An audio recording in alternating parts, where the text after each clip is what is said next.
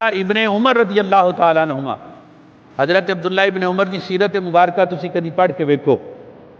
جناب سیدنا فاروق اعظم دے بیٹے جناب عبداللہ رضی اللہ تعالیٰ عنہ، آپ اس قدر عاشق رسول سن، آپ اس قدر حضور علیہ السلام کی سنت مبارکہ نال محبت کرتے سن کہ آپ ہر وقت حضور دی یاد دے اندر آنسو بہاندے رہندے سن۔ حضرت عبداللہ ابن عمر رضی اللہ تعالیٰ عنہما حضور دی یاد دے اندر روندے رہندے سن